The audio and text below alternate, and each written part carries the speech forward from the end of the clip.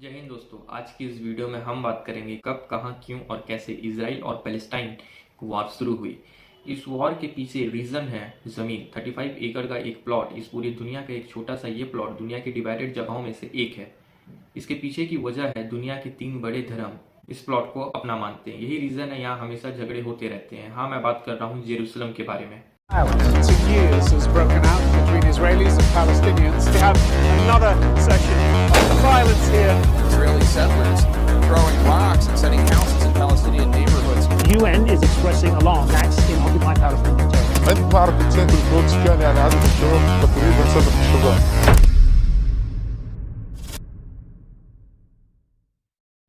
यहाँ के old city के पहाड़ी के ऊपर एक रेक्टेंगुलर 35 एकड़ कंपाउंड है जिसे यहूदी बोलते हैं हर हवायत। ये हिब्रू वर्ड है जिसका इंग्लिश मीनिंग है टेम्पल माउंट, और इसी टेम्पल माउंट को मुस्लिम बोलते हैं हरम अल शरीफ। एक जगह के 2 अलग अलग नाम होने की वजह है 2 रिलीजन के अलग अलग मान्यता है। यहूदी मानते हैं कि इसी जगह पे इनके गॉड ने वो मिट्टी सजोई थी जिससे एडम को बनाया गया और जिससे इंसान की नस्लें शुरू हुई। यहूदियों की एक और मान्यताएं जुड़ी है टेम्पल माउंट से। यहूदियों के एक पैगंबर थे अब्राहम, जिनके 2 बेटे थे इजाक और इस्माइल। एक दिन ईश्वर ने अब्राहम से उनके बेटे इजाक की बलि मांगी। बलि देने के लिए ईश्वर के बताए हुए जगह पे पहुंच गए। अब्राहम बलि देने वाले ही थे कि अब्राहम के पास ईश्वर की तरफ से भेड़ लेकर यानी सिप लेकर एक फरिश्ता आया, और ईश्वर अब्राहम की ये भक्ति देखकर खुश हुए और इजाक को बख्श दिया और उनकी जगह भेड़ यानी सिप की बलि चढ़ा दी गई। यहूदी मानते हैं कि ये बलि की घटना यहीं टेम्पल माउंट पे हुई थी। इसी वजह से इजराइल के राजा किंग सोलोमन ने यहाँ एक बहुत ही शानदार मंदिर बनवाया था और यहूदियों ने इसका नाम दिया फर्स्ट टेम्पल। आगे चलकर बेबीलोन्स के द्वारा इसे तोड़ दिया गया। में यहूदियों ने दोबारा इसी जगह पे एक और मंदिर बनवाया और इस बार इसका नाम दिया गया सेकेंड टेम्पल। इस टेम्पल के अंदर के हिस्से को यहूदी बोलते हैं होली ऑफ होलीज, यानी ऐसी जगह जहां नॉर्मल यहूदियों को भी अंदर जाने की परमिशन नहीं थी, सिर्फ बड़े उनके प्रीस्ट ही जाते थे। ये सेकेंड टेम्पल लगभग 600 ईयर तक उन तक रहा। उसके बाद 70 सेंचुरीज में रोमन्स ने इसे भी तोड़ दिया। लेकिन सेकेंड टेम्पल की एक वॉल आज भी है जिसे बोलते हैं वेस्टर्न वॉल। ये वॉल को सेकेंड टेम्पल के बाहरी हिस्से की वॉल मानी जाती है। लेकिन यहूदियों को ये नहीं पता टेम्पल के अंदर का हिस्सा यानी वो Holi of Holis temple mount के किस हिस्से में था, क्योंकि उससे पहले किसी को भी अंदर जाने की परमिशन नहीं थी। इसलिए आज भी यहूदी इस वॉल के अलावा दूसरे किसी हिस्से पे अपने पाँव नहीं रखते हैं। यहूदियों की ये मान्यता है। ये दोस्तों अब बात कर लेते हैं मुस्लिम के मान्यता की।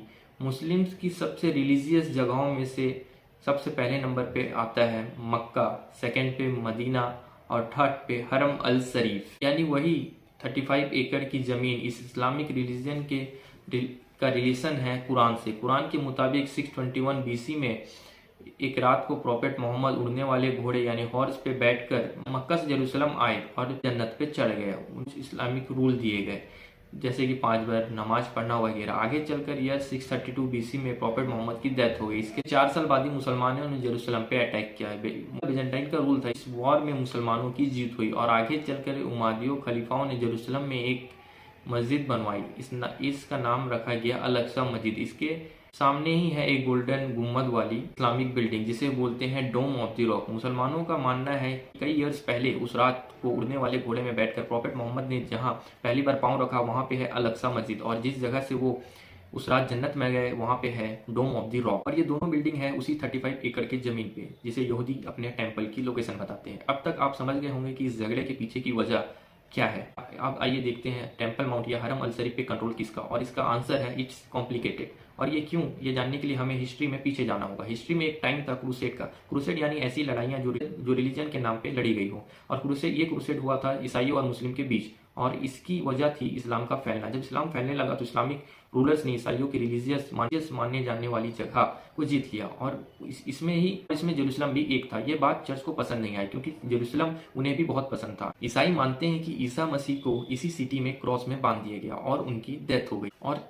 ईसाई ये भी मानते हैं कि एक दिन ईसा वापस आएंगे और उनकी सेकंड कम में जेरूसलम का बहुत बड़ा रोल होगा। और अब इन सभी मान्यता को देखें तो सबसे पुरानी मान्यता है यहूदियों की। सबसे पुरानी इसलिए क्योंकि क्रिश्चियनिटी और इस्लाम दोनों यहूदी धर्म के बाद आए। यहूदियों पे हमला किया रोमन्स ने और रूल किया जेरूसलम को। फिर आए मुस्लिम, उन्होंने जेरूसलम को अपने कंट्रोल में लिया, यहाँ मस्जिदें बनाई। आगे चलकर ईसाइयों और मुस्लिम में रिलीजियस वॉर हुई और ये पहला वॉर जेरूसलम को लेकर हुआ। फर्स्ट क्रूसेड साल 1099 में हुआ। ईसाइयों ने जेरूसलम को जीत लिया, लेकिन ये जीत ज़्यादा समय तक के लिए नहीं रही। 1187 में मुस्लिम्स ने जेरूसलम को वापस जीत लिया और उन्होंने हरम अल शरीफ का मैनेजमेंट देखने के लिए एक ट्रस्ट बनाया जिसका नाम दिया गया वक्फ, और इसी ट्रस्ट को पूरे कंपाउंड का कंट्रोल दे दिया गया। नॉन मुस्लिम यहाँ पे अलाउड नहीं थे। सालों तक ऐसे ही चलता रहा। ईयर 1948 में बना इसराइल, उसी जमीन पर जहाँ पैलेस्टाइन देश था, और दोनों ही देश का अलग अलग मानना था। इस्लामियन कहते थे कि ये देश हमारा है, यहाँ दूसरा देश कैसे हो सकता है और यहूदी देश कैसे बन सकता है।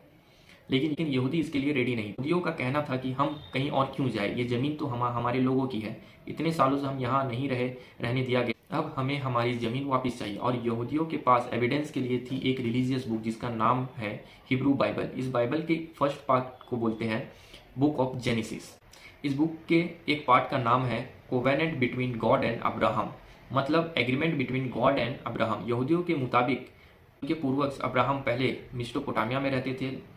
गॉड के कहने पर वह घर वगैरह छोड़कर न्यू प्लेस आ गए और ये जगह वेस्ट एशिया में थी, और तब इसे ही बोलते थे द लैंड ऑफ। यहूदी मान्यता की माने तो इस जगह के लिए खुद गॉड ने अपनी जबान दी थी। कहा था अब्राहम की जनरेशन यहीं पे नया देश बसाएंगे।